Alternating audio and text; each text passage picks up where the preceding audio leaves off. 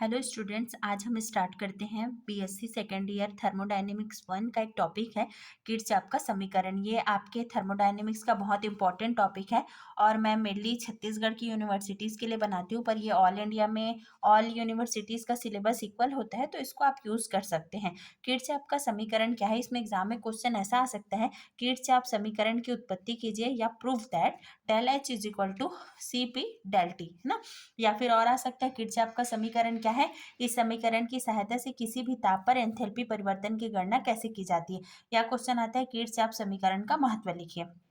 तो इसमें आपको क्वेश्चन घुमा के पूछे या कुछ आपको कॉलेज में डिटेल में ही लिखना रहता है, ठीक है। तो देखते हैं इसमें क्या है। आपको मैथमेटिकल टर्म्स यूज होता है, बट ये इजी होता है, बस आपको समझना है और उसको अपने माइंड में रखना है, रटने की कोई जरूरत नहीं है। तो यहाँ से आप कैसे इसको स्टार्ट करेंगे?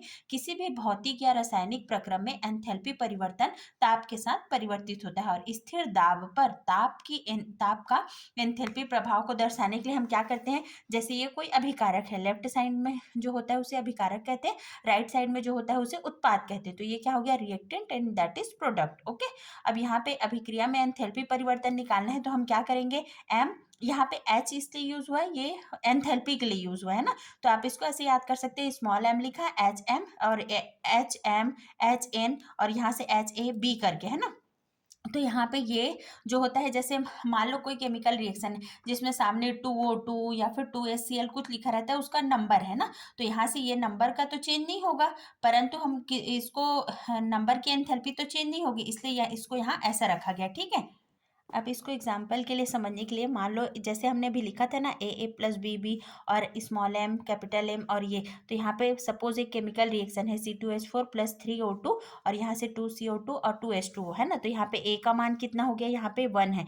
स्मॉल बी का मान कितना है? 3 है, ठीक है। और स्मॉल एम का मान 2 और यहाँ से स्मॉल एन का मान 2 हो गया, है ना। तो यहाँ पे जब एंथैल्पी चेंज होगा तो ये एंथैल्पी किसके लिए होगा? C2H4 के लिए होगा ना यहाँ पे। इसीलिए यहाँ पे क्या लिखा गया है? यहाँ पे स्मॉल स्मॉल एम ऐसा और एंथैल्पी एच कैपिटल एम और एन ऐसा। और यहाँ पे जब हम एंथैल्पी परिवर्तन की गणना करते हैं तो ये क्या होता है? पहले उत्पाद का लिखेंगे माइनस अभिकारक, ठीक है। पहले प्रोडक्ट, फिर यहाँ से रिएक्टेंट होगा। इसे हम समीकरण 1 नाम देते हैं और यहाँ से क्या होगा? समीकरण 1 का स्थिर दाब पर अवकलन करने पर, तो देखो आपको ना ये इस इक्वेशन को कुछ नहीं करना है। यहाँ पे क्या लिखा है? स्थिर दाब। तो आपको ब्रैकेट के बाहर क्या लिखना है? पी लिखना है, ठीक है। स्थिर दाब है मतलब बाहर जो भी होगा वो स्थिर होगा। दाब है तो पी होगा, ताप है तो टी होता है, स्थिर वॉल्यूम है तो वी होगा, ठीक है। तो यहाँ से स्थिर दाब पर ताप के साथ एंथैल्पी परिवर्तन, तो यहाँ से सबको आपको क्या लिखना है? ताप के साथ, ताप मतलब टी, ठीक है, और दाब मतलब पी। तो यहाँ से क्या होगा? Del upon del T P लिखा। हाँ, ये केमिकल रिएक्शन हम लोग लिखेंगे। तो यहाँ से क्या हुआ? डेल अपॉन डेल टी और पी लिखा, तो यहाँ से क्या आ जाएगा? डेल एच आ जाएगा, ठीक है। अब यहाँ से स्मॉल एम लिखा, उसके बाद डेल अपॉन डेल टी और यहाँ से फिर पी। अब यहाँ पे क्या आ जाएगा? एच एम आ जाएगा, ठीक है। फिर प्लस एन हुआ, यहाँ से del upon del T P, यहाँ पे क्या आ जाएगा? एच एन, ठीक है। उसके बाद यहाँ से अभिकारक का क्या आ जाएगा? A del upon del T P, यहाँ से एच ए एंथैल्पी ऑफ ये अभिकारक का, plus B del upon del T P, ये हो जाएगा अभिकारक का दूसरा पॉइंट का, ठीक है, बी का हो जाएगा।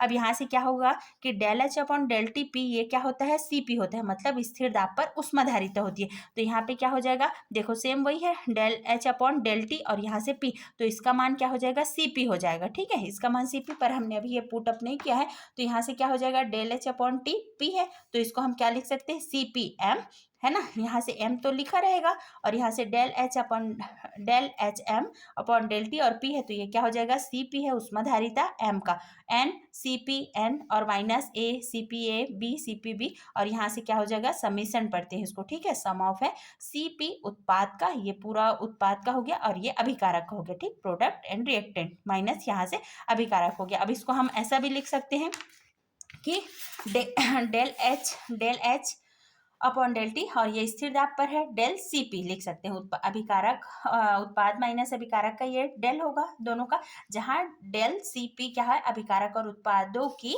कुल ऊष्माधारिताओं का अंतर है। फिर हम इस समीकरण को लिख लेंगे, del H upon del T P is equal to del C P, तो यहाँ से क्या हो जाएगा, इसे हम ऐसा डेल भी लिख सकते हैं और डी भी लिख सकते हैं, ठीक है। तो यहाँ से यदि मैं इसको ऐसे डी डेल एच लिखूं तो यहाँ से क्या हो जाएगा, ये जो डेल टी है ये इधर चला जाएगा, तो del C P upon T, P को मेंशन नहीं करते, ओके यहाँ तक, क्योंकि सबको पता है इधर सी पी है नीचे सी पी है, मतलब ये स्थिर दाब पर अभिक्रिया हो रही है, रिएक्शन हो रहा है। तो यहाँ से इसको हम लिख सकते हैं del H is equal to del P dot del C P dot D T, यही किरचॉफ का समीकरण है। आपके एग्जाम में डायरेक्ट क्वेश्चन पूछा गया था, prove that del H is equal to del C P dot D T, और यही किरचॉफ का समीकरण है, इसका महत्व यह प्रयोग पूछा जाएगा। तो किरचॉफ समीकरण की सहायता से, ये डेल टी है मतलब ये क्या है, ताप में परिवर्तन है, तो हम यहाँ से आपको ये समीकरण ही बोल रहे हैं कि एंथैल्पी परिवर्तन का मान हम किसी भी स्थिर दाब पर, है ना, स्थिर दाब पर हम ताप परिवर्तन के साथ एंथैल्पी परिवर्तन की गणना कर सकते हैं। अब इसको शॉर्ट में सम अप करना है तो आप क्वेश्चन देख सकते हैं कि क्वेश्चन ऐसा पूछा गया।